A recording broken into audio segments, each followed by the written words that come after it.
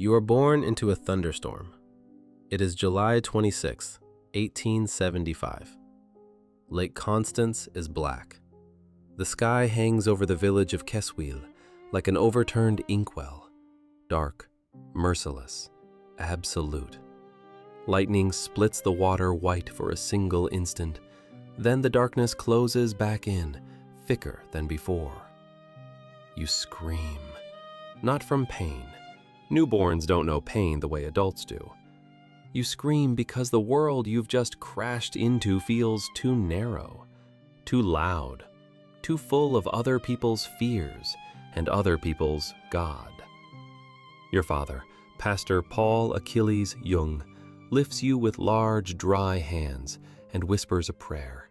Out of habit, not faith. You don't know yet that his fear, the fear of a man who spent his whole life in the shadow of a God he could never quite reach, will become your first and longest war. The storm moves north. The lake settles.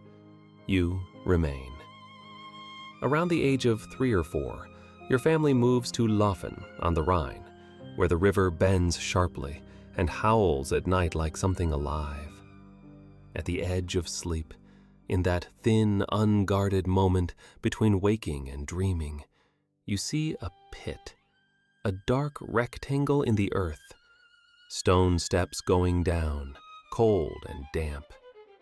You descend not because you want to, but because something below requires your presence. Something older than you, older than your father, older than this church and its leather-bound Bible. At the bottom, a throne, and on it, something vast, formless, without a face, presence without name. You wake screaming. Your mother says nothing useful, because for this dream there are no useful words. It doesn't need comfort. It needs a witness. You will be that witness yourself. 60 years later, with a trembling hand, you'll write it down in memories, dreams, reflections. And you'll admit, this vision never left you. That underground throne, that forbidden knowledge. Some doors, once opened, never close. You are 8 years old. Your father reads the Bible to you at bedtime. His voice is steady and tired, the voice of a man who has said these words 1,000 times and stopped hearing them long ago. His lips move correctly, his intonations are practiced, but his eyes are empty. You see it clearly. You don't yet have words like going through the motions, but you understand. Your father believes in God the way people believe in the weather, not out of love, but because the alternative is a void he fears more than hell. This is the first lie you catch the adult world in, the first crack in what should have been a monolith. A dark knot forms beneath your ribs. It will stay with you always, your anxiety, your restlessness, your engine. Your father closes the Bible, kisses your forehead, and leaves. You stare into the darkness and think, how does a person spend an entire life serving something they don't actually believe in? Gradually, the way a crack grows across glass, millimeter by millimeter, you discover that you are two people. The first Carl is the one the world sees, a pastor's son, quiet, diligent, predictable, safe. The second Carl lives inside. He carves a small wooden figure, a man in a long coat and top hat, no bigger than a thumb, and hides it at the bottom of his pencil case. Next to it, a smooth river stone, striped gray and yellow, warm from being held. Not just a stone, a dwelling place for something important that has no name in the German his school teaches. He builds them a home in a crack between the rafters of the attic, writes a message on a tiny scroll in a language he invented himself, and closes it up. This is his secret, the only thing in the world that belongs entirely to him. The first Carl helps his mother set the table. The second Carl talks to a stone. You think this is your weakness. You are wrong. It is your gift. But for now, you are simply lonely, unbearably, suffocatingly lonely. It is around 1887, and you are 12 years old. A sunny day on the market square in Basel. You are walking home from school, cobblestones hot underfoot, the sky an almost painful blue. Basel Cathedral stands ahead, vast, red sandstone darkened by centuries, towers reaching into that blue. In this exact moment, a thought begins to rise in you from somewhere below, from the pit with the underground throne. You feel it coming and know it is forbidden. You suppress it for 3 days. On the 4th, you give in. You let the thought finish itself. God, seated on his golden throne above the cathedral, drops something directly onto that magnificent red facade. What washes over you is not horror, it is relief. Enormous, warm, impossible relief, as though a fist clenched inside your chest finally unclenches and you can breathe for the first time.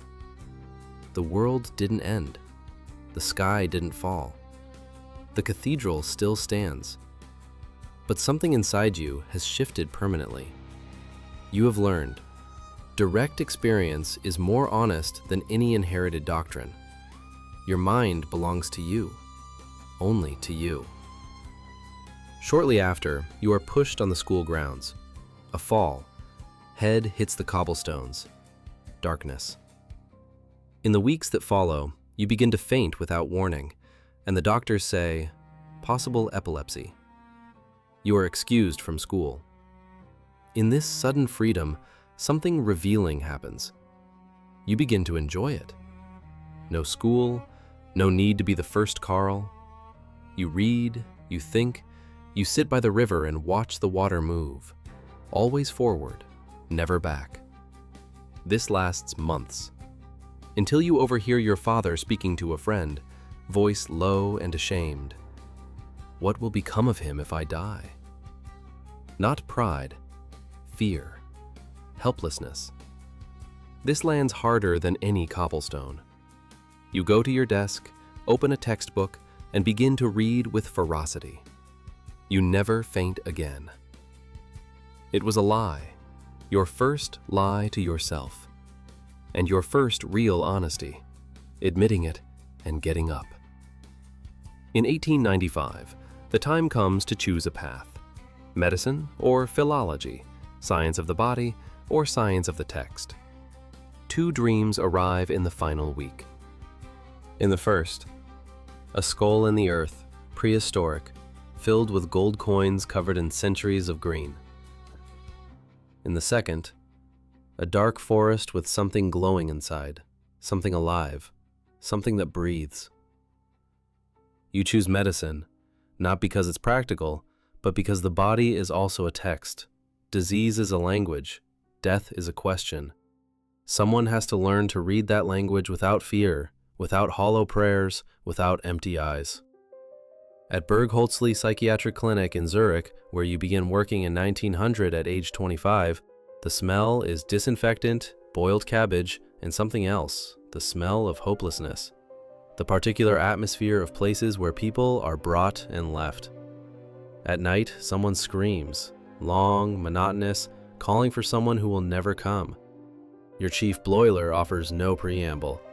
You will listen, not treat, not diagnose, listen. You begin to listen. In every delusion you look for logic. In every hallucination, meaning. Because madness is not a malfunction, it is a language. Too loud, too painful, but a language. Where others see broken minds, you see stories with no one to tell them. You stay. Her name is Emma Rauschenbach. You see her for the first time in 1896 at a party in Basel. She is 17, you are 21. Her intelligence is the kind that society works hard not to notice. It doesn't announce itself, it simply makes everything around it sharper and truer. You see her and you know instantly. Not because of beauty, though she is beautiful, but because her eyes hold none of what you most feared, fear of you, of your darkness, your tendency to discuss the soul and death over breakfast. She listens because she is genuinely interested. You marry in 1903. She is 20, you are 27. She will be your shore, While you sail into darkness, she holds the rope. In 1907, at 31, you travel to Vienna to meet Sigmund Freud. Berggasse 19. Freud opens the door himself, small, precise, prophet's beard, detective's eyes. The image of a man who figured everything out long ago and is patiently waiting for the rest of the world to catch up. You talk for 13 hours straight. He is the first person you've met with the courage to hold up the human soul and say, "Look, here is how it works. Don't be ashamed. Name it." He says everything is libido. Religion is neurosis. God is a father projected onto the sky. You listen and think, he's right about 2/3 of it. But what about the rest? What about the part of the human being that reaches towards something greater, not out of fear, but out of genuine hunger for meaning? For now, you say nothing, because this man is the first who has ever truly seen you.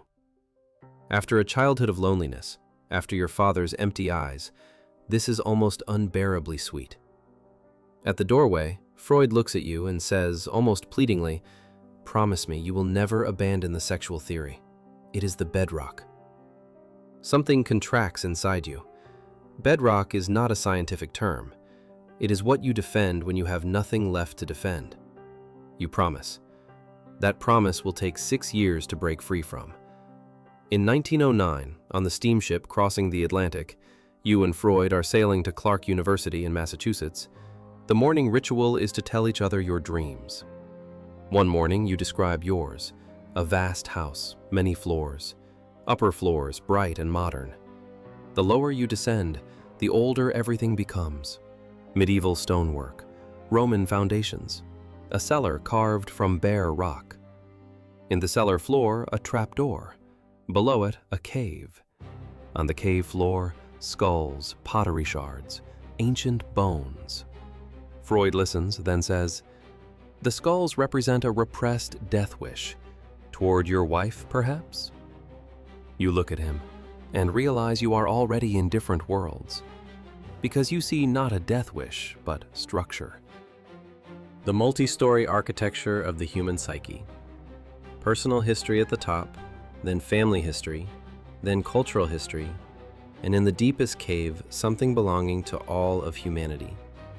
Every human being who ever lived, every dream ever dreamed. The collective unconscious. It doesn't have a name yet, but it exists. Between you and Freud, 6 inches of railing, and an abyss. The book comes out in autumn 1912, when you are 37. Transformations and Symbols of the Libido. In it, libido is not merely sex. It is psychic energy in general. Myths and religions are not neurosis. They are the language of the collective psyche. Freud receives the chapters one by one. The correspondence grows colder. Then comes a brief, surgical letter. He wishes no association with a psychology that rehabilitates religion under the guise of science. You stand at your study window in December Zurich. The Limmat freezes from the banks inward. Your father, again. A father who cuts off the sun for seeing something he cannot, and would rather discredit the sun's vision than acknowledge his own blindness. You fold the letter, put it in a drawer, close it. You never correspond again. The price of finding your own voice is loneliness. You already knew this. Knowing doesn't make the cold any less cold. You are 38. It is 1913. Freud has withdrawn. You've lost your professorship at the University of Zurich. And into this void, voices begin to rise. Or more precisely, you begin to allow yourself to hear them. Each evening you sit at your desk, close the door, close your eyes, and descend into yourself. An old man named Philemon appears, a winged sage with kingfisher blue wings, impossible and otherworldly. He walks with you through the garden and says things you could not have invented yourself. You ask him, "Who are you?" He answers, "I am what thinks in you, but is not you." Thoughts don't belong to you. They live inside you the way birds live in a forest. The forest is yours. The birds are not. This single idea will overturn your entire psychology. Part of you watches with cold terror. These are symptoms, exactly what you observed in Berg-Holtzley patients. But another part knows, this is not illness. This is the path. The only way to understand what lives in the dark is to enter the dark and look. You keep descending, because only those who have passed through darkness can bring light back from it. You take a large leather folio with a red cover and gold lettering.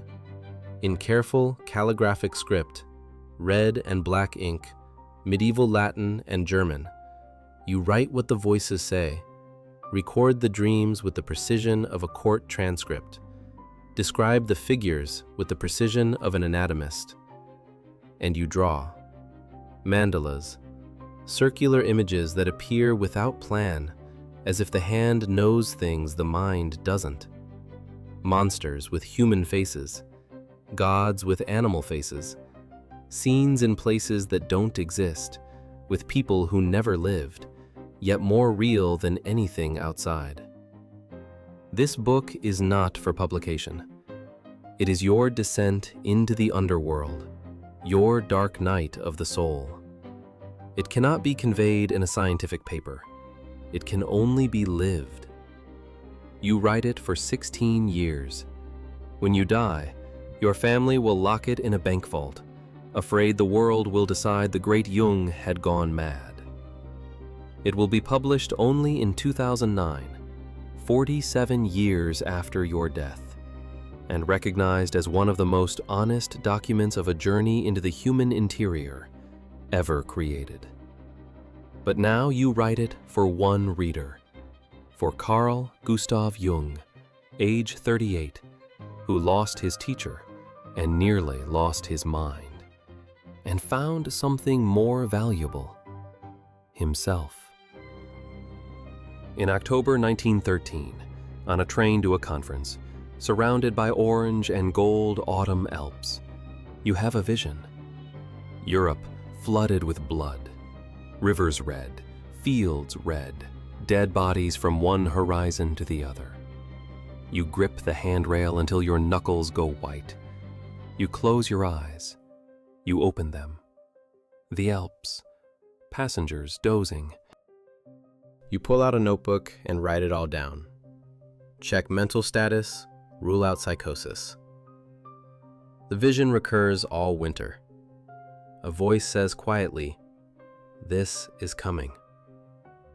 By summer 1914, you're convinced you are losing your mind. On August 1st, Germany declares war on Russia. On the 3rd, France. On the 4th, Britain declares war on Germany. Europe burns. You retrieve the October notebook and read it again. What you feel is not horror. It is that strange, painful relief of someone who feared they were going mad and learns instead they were simply paying closer attention than everyone else. The name for what you sensed will come later: collective unconscious. We all carry war inside us. It waits. There is a patient you cannot skip over. Her name is Sabina Spielrein. She is brought to Berg-Holtzley in the summer of 1904, 19 years old, from a wealthy Russian Jewish family in Rostov-on-Don. Fiercely intelligent, reads in 3 languages, thinks faster than most. She begins to recover, and she falls in love with you. This is transference, normal, expected, but you get entangled in your own shadow. That part of you that wants to be loved at any cost, that 30 years of loneliness and a father's empty eyes had made desperately vulnerable to genuine admiration. A line is crossed, not physically, but emotionally. Then you course correct, abruptly, almost cruelly. She writes to Freud. It becomes a scandal.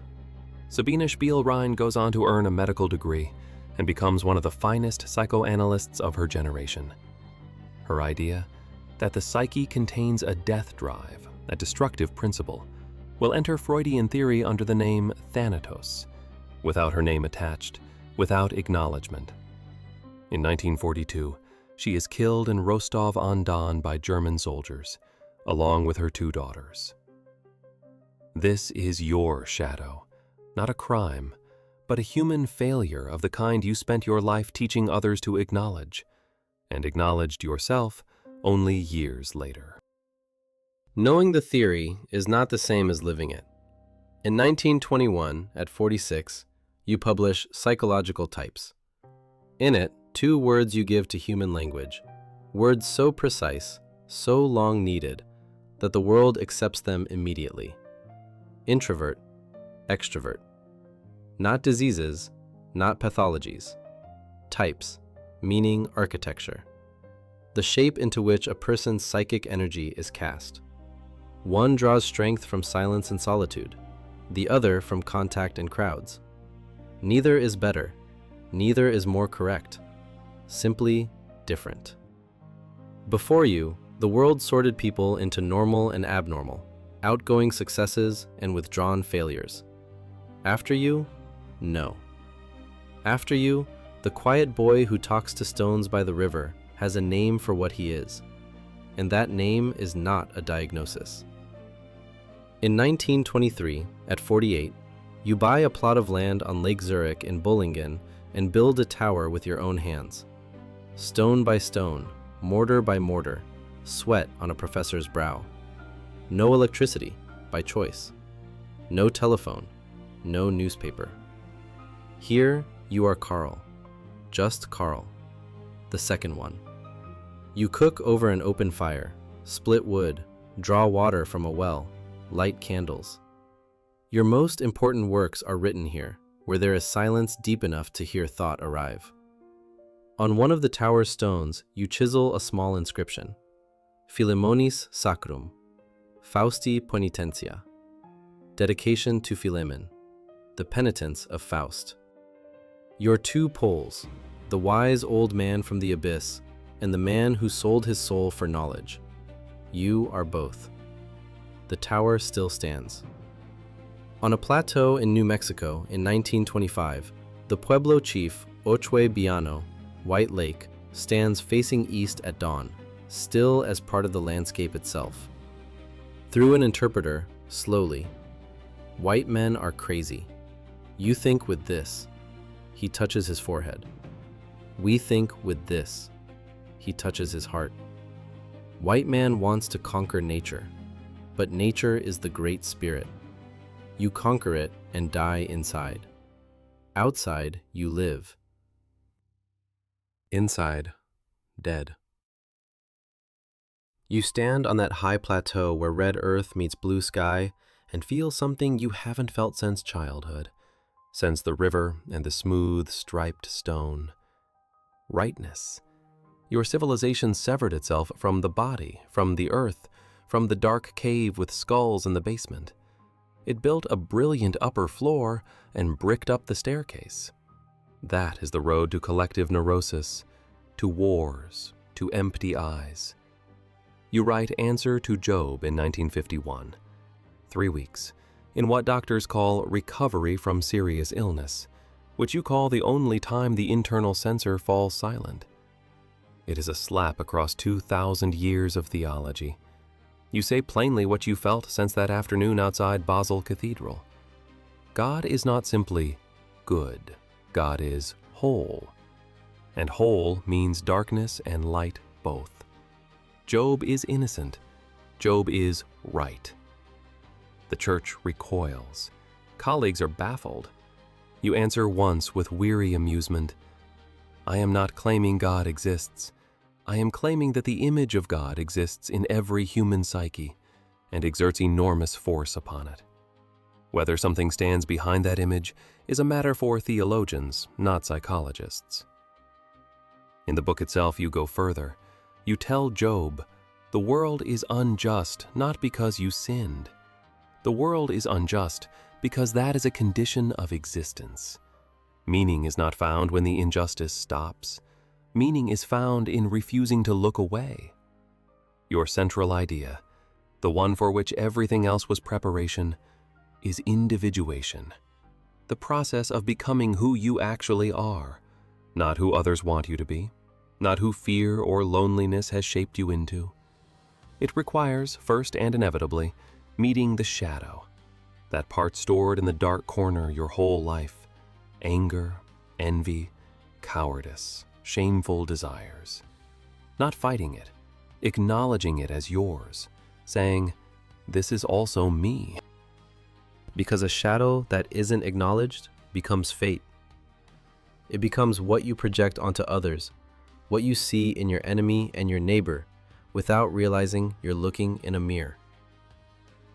The second step is the anima or animus, the feminine in a man, the masculine in a woman, the suppressed part that controls you until you face it.